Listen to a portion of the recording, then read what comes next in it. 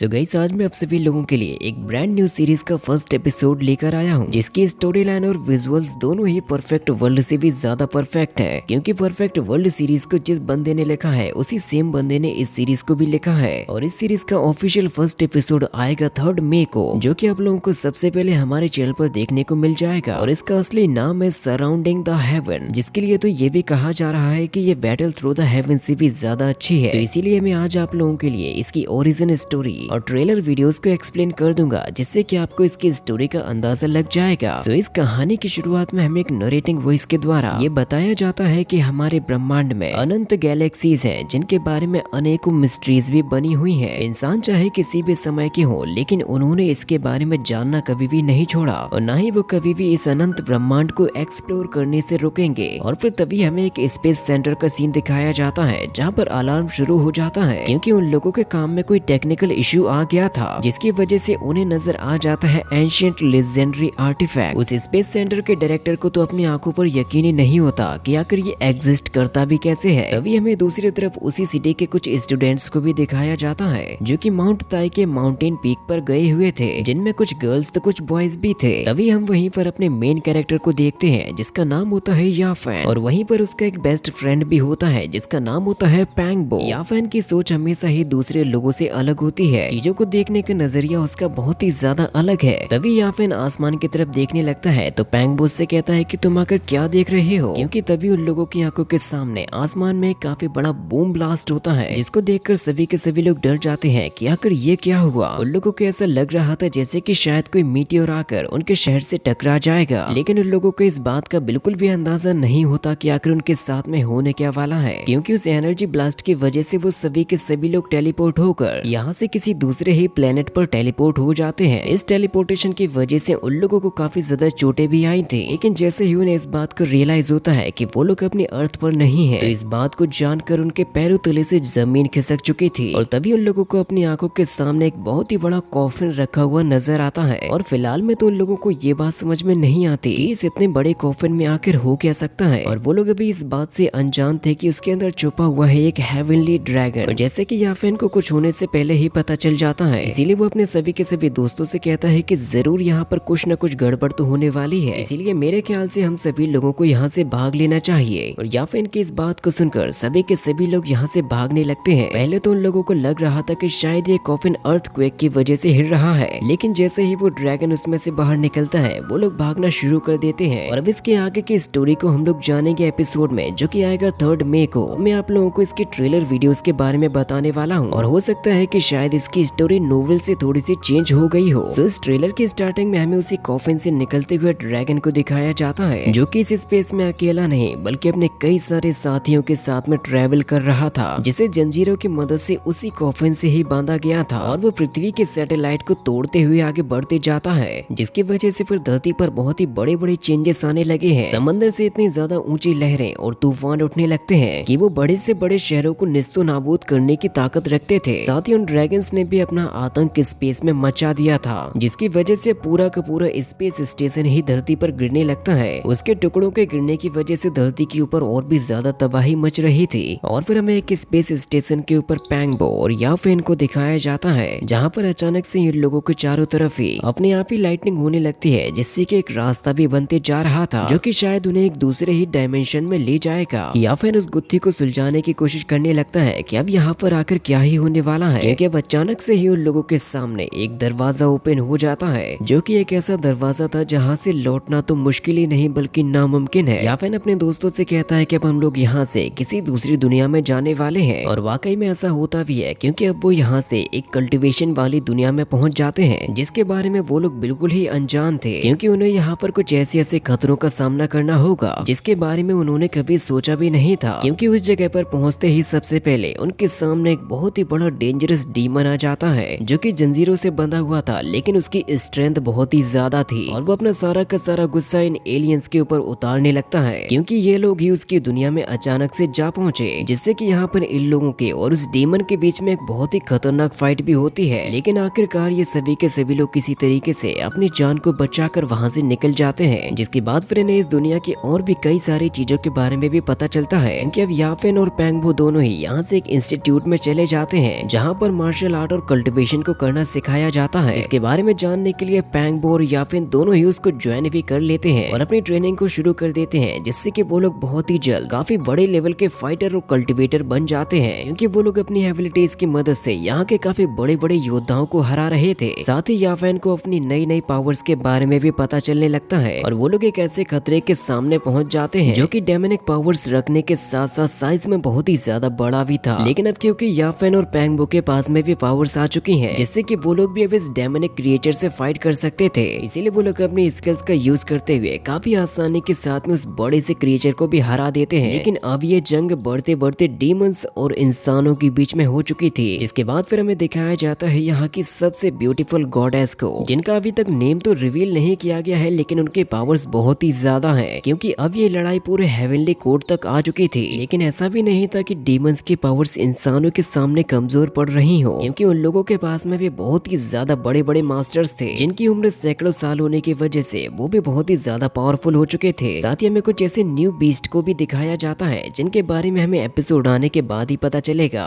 और ये लड़ाई भी केवल जंगल या धरती तक सीमित नहीं रहने वाली है, क्योंकि इसमें हमें जो डीमंस दिखाए जाएंगे वो धरती, पानी और हवा कहीं पर भी फाइट कर सकते हैं, जिससे कि इस सीरीज को देखने का एक्सपीरियंस और भी ज्यादा गजब का हो जाएगा। साथ ही साथ हमें हमारे हीरोज याफेन और पैंगबो दोनों की ही न्यू पावर्स और स्ट्रेंथ भी देखने को मिलेंगी, क्योंकि समय के साथ वो लोग इतने ज्यादा पावरफुल हो जाते हैं कि वो अकेले ही बड़े से बड़े डेमोनिक बीस्ट को भी हरा देते हैं। और वो लोग अपनी दोस्ती की वजह से एक दूसरे का हर एक काम में साथ भी दे रहे थे, फिर चाहे वो किसी डीमन के साथ में फाइट करना हो या फिर किसी एलियन बीस्ट के साथ में। और उस गॉडेस की भी गॉड लेवल पावर्स हमें काफी ज्यादा एपिक तरीके से दिखाई जाती हैं, जिसका रियल इम्पैक्ट हमें 3rd मई को ही देखने को मिलेगा। सो अगर आप लोग इस सीरीज के लिए एक्साइटेड हो तो मुझे कमेंट में जरूर से बताना, क्योंकि आप लोगों से ज्यादा 3rd मई का इंतजार तो मैं कर रहा हूँ।